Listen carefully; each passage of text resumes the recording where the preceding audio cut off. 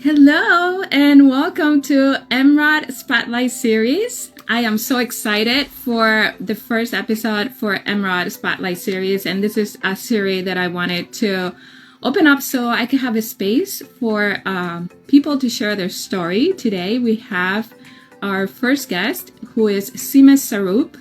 And Seema is a multi-talented woman. If you didn't know, now you know. She has a bachelor's degree in accounting and an MBA in finance marketing and a doctoral degree in organizational leadership. So I am waiting for her to join so we can talk to her more. And let me see if I can invite her to join. Hi, Seema. Good. I'm so excited to have you here today. I'm so excited for your live and your new series. Oh my God, it's so exciting. Yes, I have been looking forward, and we have been going back and forth. Thank you so much for doing this. I'm so excited to share your story because you're a woman and you have accomplished so much. Yes. So, like, you have a bachelor's degree, you have an MBA in finance. I'm reading your bio, and it's like amazing. So let's start from the beginning. Tell us a little bit about yourself. So, well, my name is Seema, and I've been competing for many years in the pageant industry. But aside from competing, I also have a really lengthy career in corporate America. My bio says, I do have a bachelor's degree in accounting, a master's in marketing and finance, and I do have a doctoral degree in business leadership. I'm actually going back to school again to get a mini MBA in digital marketing because I kind of wanted to change my career a little bit. But I've been in corporate America for 23 years and, worked some pretty long hours and transitioned to many different business roles. But I think that I'm in this part of my career now where I want to kind of transition into more of entrepreneurship and a little bit into teaching and giving back to the community. Aside from my lengthy career, I do own a nonprofit dance academy, teaching Caribbean dancing, and I do that to kids in my community and adults. But since the pandemic, my dance academy has taken a toll because the pandemic itself was pretty rough to go through. And then I also love spending time with my family. I do have a 2-year-old daughter. It's adorable, by the way. Yeah, who came out of a surprise. I didn't think I could have had kids, but here she is. And then I love traveling. I love spending time with my family. I love reading, and I love sketching and drawing and doing things that of a creative aspect. So that's a little bit about myself. And I do have a wonderful dog that I love so much. He's amazing. How long have you had the dog? How old is the dog? He is going to be 14 in August. I've had him when he was 2 months. Wow. So 14 years. He's a pretty good relationship. Oh my God. He's like my life. And now he's getting old. He's a Maltese, so they live 12 to 15 years. And I'm so afraid that he's getting so old now. And, over the years, I've been through so many health issues, and my dog has really helped me emotionally to cope with a lot of things that I was going through. So definitely a blessing to me and my family. Tell us a little bit about what you went through, because I know that you went through thyroid cancer, and this is something that I don't hear a lot. So how did that go, and how do you overcame that? Yeah, so no one in my family actually had thyroid cancer. So for me, it was a little bit strange going through it. But I actually found out that I had thyroid cancer because in 1 month I was 97 pounds, and I went from 97 to 82 in 1 month. And then I started having heart palpitations. And when I went to the doctor, I did an ultrasound, and there was a nodule on my thyroid. But at that time in my life, I was so busy wanting to climb that career ladder that I didn't really pay too much attention to my health. I kind of put it on a back burner, and I'm like, you know what? My career is more important to me than, worrying about my health or taking a day off and going to the doctor. That's that's the mindset I had at that time in my life. Because for me, it was I wanted to get to a different level. I wanted to be at a certain level by a certain age, and I wanted to just be financially stable and not have to worry. Because coming from a Caribbean, my parents are immigrants into this country. Where are they from? So my dad is from Trinidad and Tobago, and my mom is from the country of Guyana. So when they came into this country, I've seen how hard they worked. My dad, like, he worked for other people, but he also owned 3 businesses and really, really worked long hours, and they really struggled to create, a wonderful life for us in the United States. And well, I was born here, but they worked really hard to create a really good life for us. And I saw that, and I just didn't want to struggle like how my parents struggled. So for me, my goal was to work hard and get myself to a certain, part of my career where I don't have to worry about like anything. I wouldn't have to worry financially. So that was my mindset. But what I did was I kind of put it on the back burner, and then it started to get worse. I started to lose weight. I started to get heart palpitations. I started feeling irritable. And then when I went back to the doctor, I did a biopsy. It came back that it was cancerous. And then we did a second biopsy just to make sure that it was cancerous, and it was. So within 1 month, I was already scheduled in for surgery. And again, I still had that mindset about I can't be out of work. Like, wow. I can't. Yeah. Even then, were like really focused on that. Achieving your goal and getting to that level. Yeah, because I had a mindset that I wanted to retire at a very young age, like, and enjoy life and travel, and that was like what I wanted to do.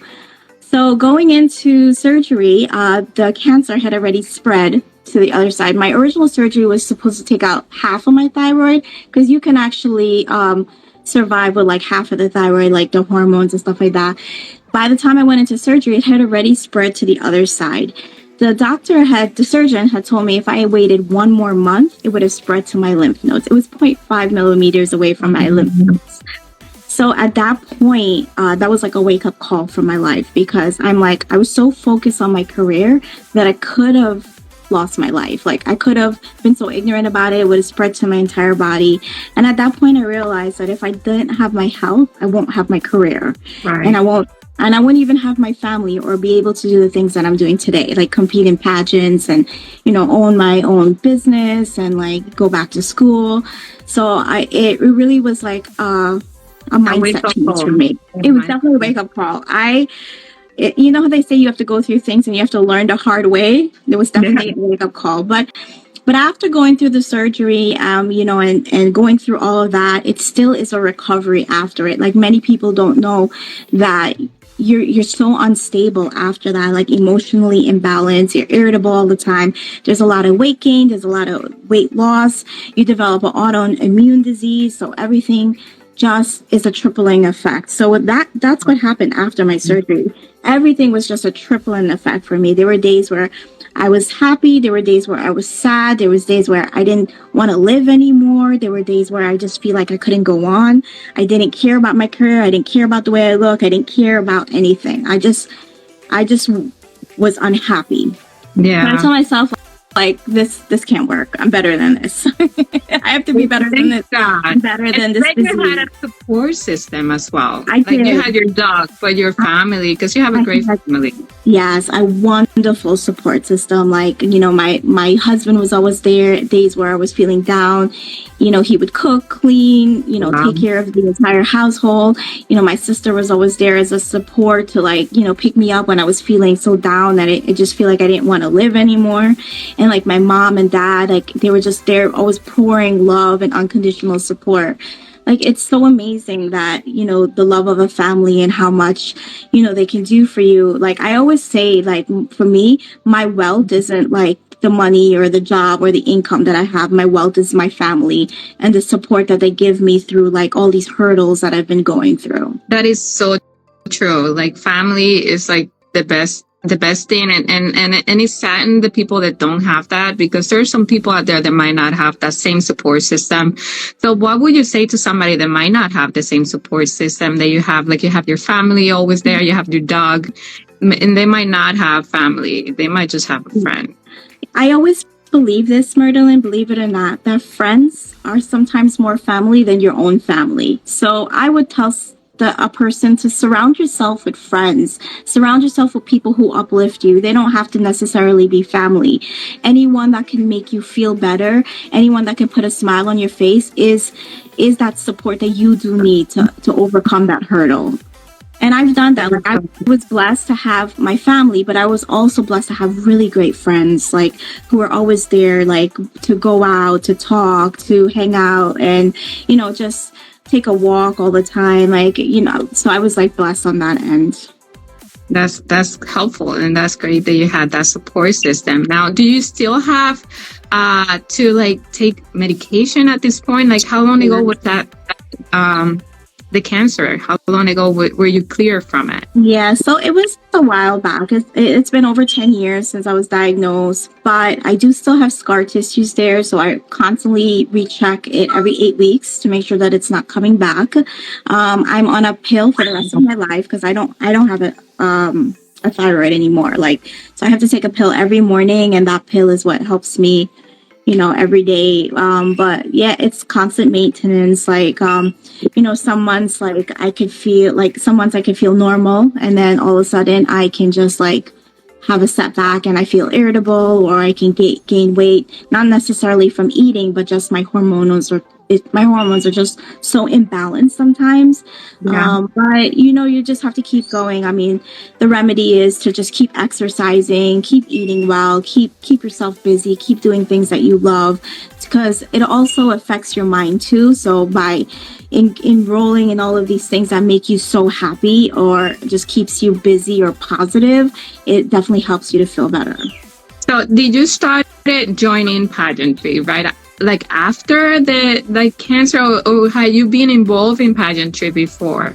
Yeah, no, I've started pageantry after. And it's funny how I got into pageantry. I had a friend who was competing for a Caribbean pageant because my family's from the Caribbean. So there was this big Caribbean pageant that was going on. One of my friends told me, join for fun. Like, she was joining and she's like, oh, can you just accompany me? Join for fun. Like, I know you're not into things like that. And I really wasn't. I was like more of a tomboy kind of girl. I wore baggy pants, like big shirts. I was not the pageant girl at all.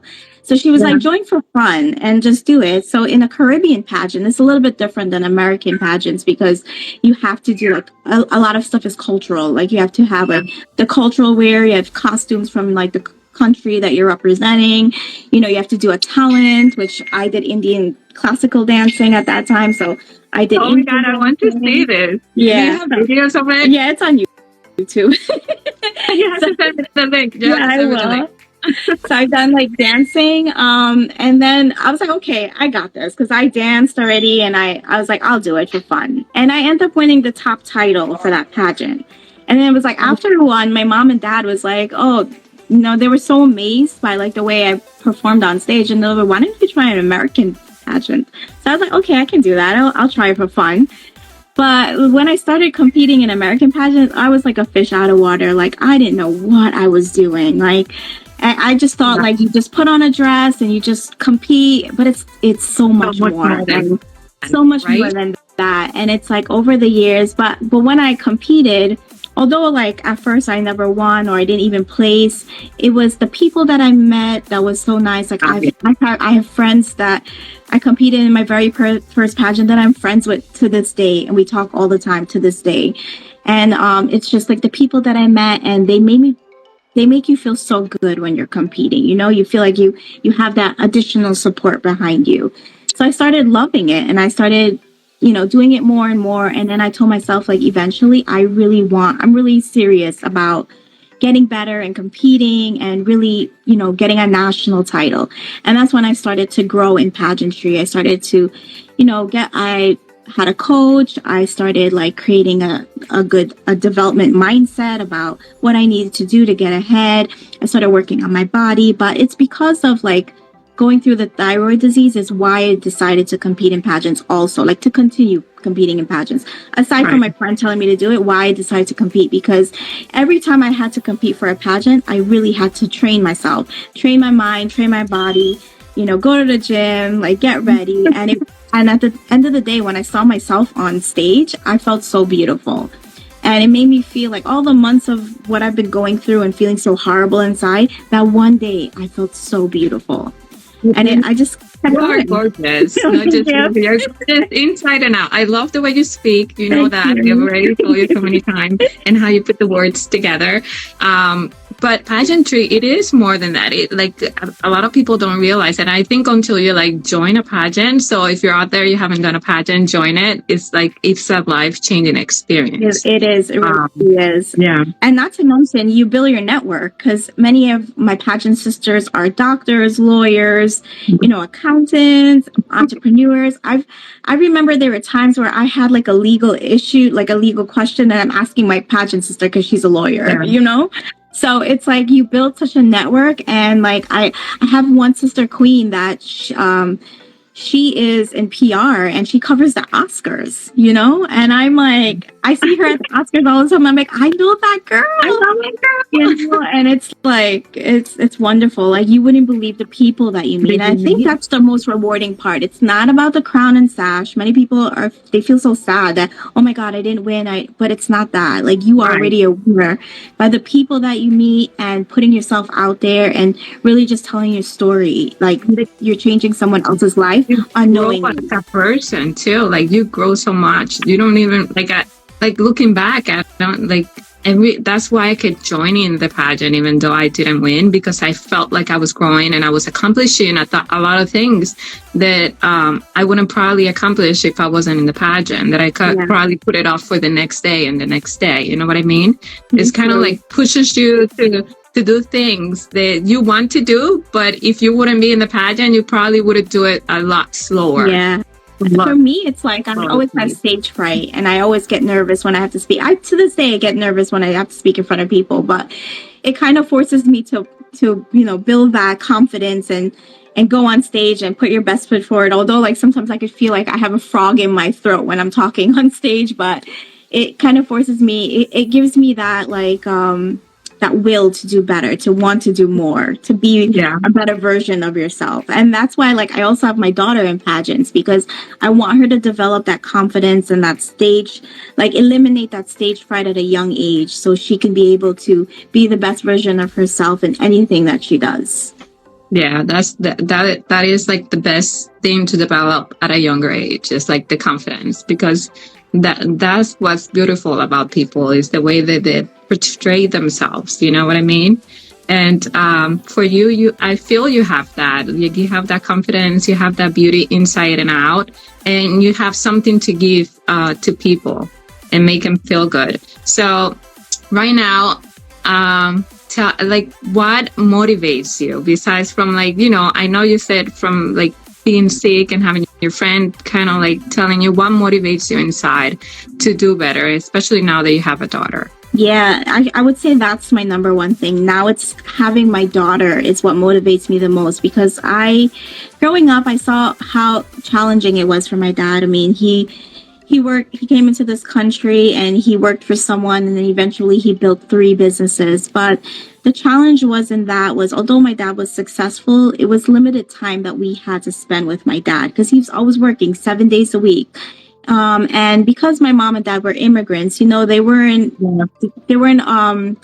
have all the information about programs or things that you can do with your kids. So everything was like a learning curve for them as well. And I think for me, I want to do better. I want to be better. I want to become someone like successful out there for her, because I want her to see that it doesn't matter what obstacles you go through, what hurdles you go through in life, you can be successful. But I also don't want to compromise, time with her. Yeah, time with her, because many times we don't realize time is so precious. So we're on a ticking clock right now. You never know what can happen. And my dad he was very successful, but he sacrificed time with us in the process of becoming successful. Exactly. I don't want that. I don't want that for me in my future. And my daughter is that factor that helps me. She gives me that drive to do well, to be successful. So I have that time and that flexibility to see her grow, to attend cheerleading or to attend soccer. She plays basketball. I want to be there every step of the way. And it's beautiful how you appreciate your dad. You understand why he did that, why he wasn't present, and that he still loves you. Yeah. Even though he wasn't there, that was the way that he knew on what to do. But you also learn from watching them, and you're kind of like, okay, I don't want to do that. I want to do that. And my dad would tell us today, like he really wished he did things differently. Like he missed so much of our lives, and he definitely makes it up now by spending so much time with us now, and spending so much time with my daughter. We go a lot of places together. But I don't want her, I don't want to be missing in her life, but I also don't want to compromise my success and career in the process. So I'm always fine tuning everything where we have the best of both worlds. Because you right now are almost like, I know you're working on launching your own brand. So how is that going? And when are you thinking that you're going to be out? Yeah, so it's going. I'm so busy right now. I'm juggling that along with a little bit other stuff, but definitely I'm seeing us launching by the end of October. Right now I'm in the whole processing phase about talking to my manufacturers and getting things off the ground. I'm also working on various different projects, other projects too, on top of it. So I'm trying to finalize those projects so I could focus 100% on my swimwear launch as well. And then, like I said, I walked on your swimwear and I was obsessed with it. I'm like, how can I get it? Tell me. Like, I want it. It felt so comfortable and it was covered. Like for me, like I don't want a two-piece. I mean, I might wear a two-piece every so often, but for me, a one-piece is good enough right now. So it was like perfect. Yeah, and the color was popping. Yeah, I can't wait to launch it. And right now I do have a couple pieces. Like I've sponsored some pageant girls and offered some swimwears to them, and they look so wonderful on stage. And every time I see my swimwear on stage, I'm so excited because I'm like, for years I'm in corporate America, I worked very long hours. Not many people know this, but I would work 15, 16 hours a day, 7 days a week. I would work on holidays. And what happened? What happened there? Yeah, I mean, I still work those really crazy hours. Up to like last year, I worked those crazy hours. But were you with them until were you with corporate America last year? Yes. Wow. Yeah. So not many people know, but I ended up getting laid off from my corporate job of 17 years. Coming right back from maternity leave, my job got eliminated.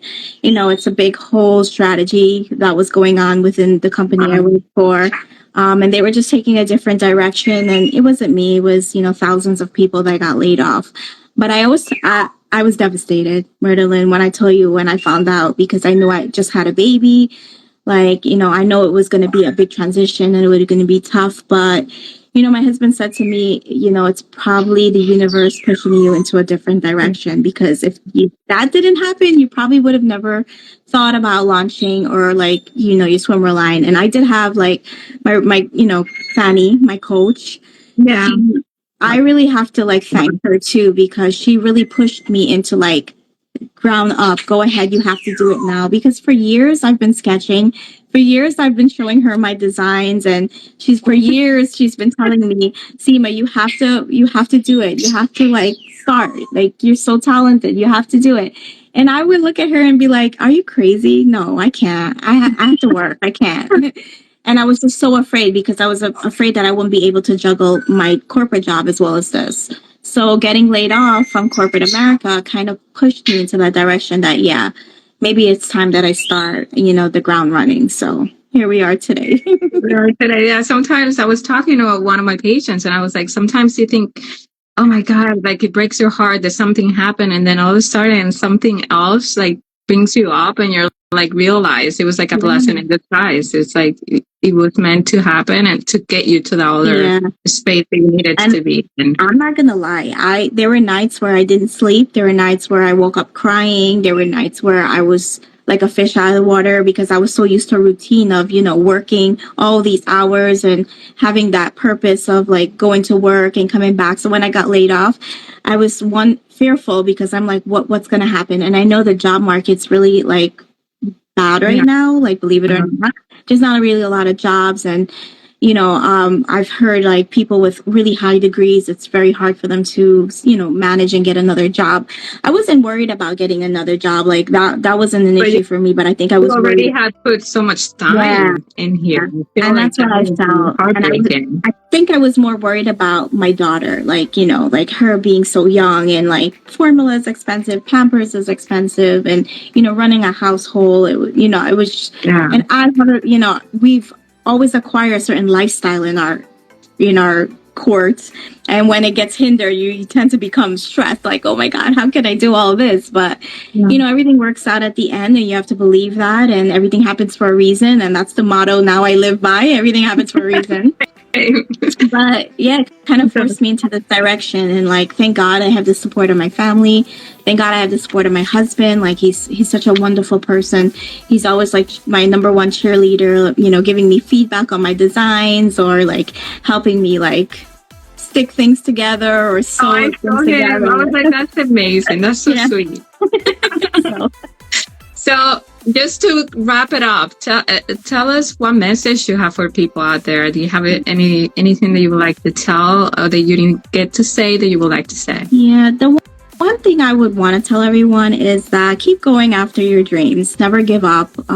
There'll be hurdles in your life. You'll think your world is coming to an end. You'll think things are so hard, but always look at the positive in things. And it's okay to not look at the positive all the time, but try to make sure that you look at the positive most of the time. And, surround yourself with people that would uplift you and really promote you as a person. So, because you never know, like, what rewards and what opportunities will come out of just making that step of just taking that risk and being positive and never giving up on your dreams. That is this perfect message. Never give up. Keep on going.